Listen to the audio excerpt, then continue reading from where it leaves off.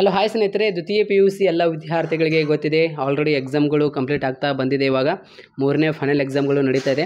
So 2/7/2024ಕ್ಕೆ ಯಾವುದೇ exam ಇದೆ, business studies exam ಇದೆ. ಇಂಪಾರ್ಟೆಂಟ್ ಕ್ವಶನ್ಸ್ ಕೆಳಗಡೆ ಕಮೆಂಟ್ ಬಾಕ್ಸ್ನಲ್ಲಿ ಲಿಂಕ್ ಕೊಟ್ಟಿರ್ತಾನೆ, ಅದರ ಮೇಲೆ ಕ್ಲಿಕ್ ಮಾಡ್ಕೊಂಡು ಎಲ್ಲ ವಿದ್ಯಾರ್ಥಿಗಳು ನೋಡ್ಕೊಳ್ಳಿ. ನಿಮಗೆ 4 ಮಾರ್ಕ್ಸ್ ಮತ್ತು 8 ಮಾರ್ಕ್ಸ್ ಕ್ವಶನ್ ಇಂಪಾರ್ಟೆಂಟ್ ಕ್ವಶನ್ಸ್ಗಳು ಇಲ್ಲಿ ಸ್ಕ್ರೀನ್ ಮೇಲೆ ಶೋ ಮಾಡ್ತಾ ಇದ್ದೀನಲ್ಲ, ಈ ಕಾಮನ್ ನಿಮಗೆ ಹೆಚ್ಚಾಗಿ ಕೇಳಿರುವಂತಹ ಪ್ರಶ್ನೆಗಳಾಗಿರುತ್ತೆ.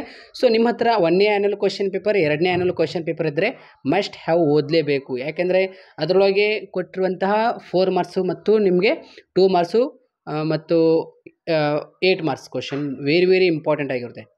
1ನೇ ಆ್ಯನುವಲ್ ಕ್ವಶನ್ ಪೇಪರ್, 2ನೇ ಆ್ಯನುವಲ್ ಕ್ವಶನ್ ಪೇಪರ್ ಒಳಗಿಂದು MCQ ಕ್ವಶನ್ ಕೂಡ ಓದಿದ್ರೆ ಕಂಪ್ಲೀಟ್ ಆಗುತ್ತೆ ನಿಮ್ಮದು. MCQ question, filling in the blanks, match the following question, one word question maximum ನಿಮ್ಮದು ಕವರ್ ಆಗಿಬಿಡುತ್ತೆ. 1 2 3 4 ಏನಿದೆಯಲ್ಲ ನಿಮ್ಮ ಪಕ್ಕದಲ್ಲಿ ಡಿಸ್ಕಸ್ ಮಾಡಿ ನೀವು ಟಿಕ್ ಹಾಕೋಬೋದು, ಬರೀಬಹುದು.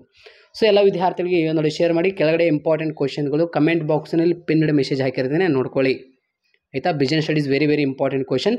ಇಲ್ಲಿ 2 ಅಂಕದ ಪ್ರಶ್ನೆ ಕೂಡ ಇಲ್ಲಿ ನಾನು ನಿಮಗೆ ಶೋ ಮಾಡ್ತಾ ಇದ್ದೀನಲ್ಲ, ಇದು ಕಾಮನ್ ನಿಮಗೆ ಹೆಚ್ಚಾಗಿ ಕೇಳಿರುವಂಥ ಪ್ರಶ್ನೆಗಳಾಗಿರುತ್ತೆ. ಸೊ ಅಭ್ಯಾಸ ಮಾಡಿ.